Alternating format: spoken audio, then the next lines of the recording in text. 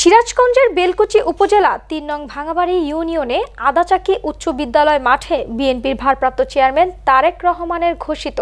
রাষ্ট্রকাঠামো মেরামতের ৩১ দফা বাস্তবায়ন ও জনসম্প্রীতি লক্ষ্যে বিএনপির আলোচনা সভা অনুষ্ঠিত হয়েছে। ৬ ডিসেম্বর শুক্রবার বিকেলে ভাঙাবাড়ি ইউনিয়ন বিএনপির সভাপতি হাফেজ মোহাম্মদ আবু শাহিন মল্লিকের সভাপতিত্বে ভাঙাবাড়ি ইউনিয়ন বিএনপির সাধারণ সম্পাদক রুহুল আমিন মোল্লার সঞ্চালনায় প্রধান অতিথি হিসেবে বক্তব্য রাখেন কেন্দ্রীয় বিএনপির রাজশাহী বিভাগের সহ সাংগঠনিক সম্পাদক আমিরুল ইসলাম খান আলিম।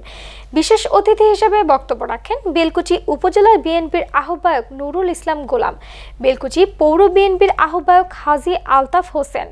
অনুষ্ঠানে প্রধান বক্তা হিসেবে বক্তব্য রাখেন বেলকুচি উপজেলা বিএনপির সদস্য সচিব মোহাম্মদ বনি আমিন। আরও বক্তব্য রাখেন বেলকুচি পৌর বিএনপির সদস্য মনোয়ার হোসেন শামীম, বেলকুচি উপজেলা বিএনপির সদস্য কেরামত আলী তালুকদার, সিরাজগঞ্জ জেলা বিএনপির সদস্য গোলাম আজম, পৌর বিএনপির সদস্য মোহাম্মদ মিয়া শামীম, উপজেলা ছাত্রদলের সিনিয়র যুগ্ম আহ্বায়ক SM রানা সহ উপজেলা বিএনপির অঙ্গ সংগঠনের নেতৃবৃন্দরাও বক্তব্য রাখেন।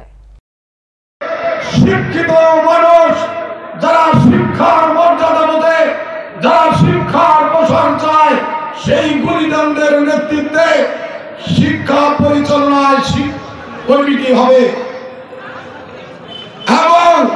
বিগত সময়ে যে ধরনের লুটপাট হয়েছে বিভিন্ন প্রতিষ্ঠান থেকে উন্নয়নমূলক কর্মকাণ্ড থেকে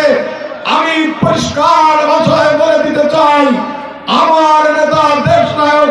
তারেক রহমানের নেতৃত্বে এই ৩১ দফার মাধ্যমে আমরা বাংলাদেশে যে রাজনৈতিক পরিবেশ প্রতিষ্ঠা করতে চাই, সেখানে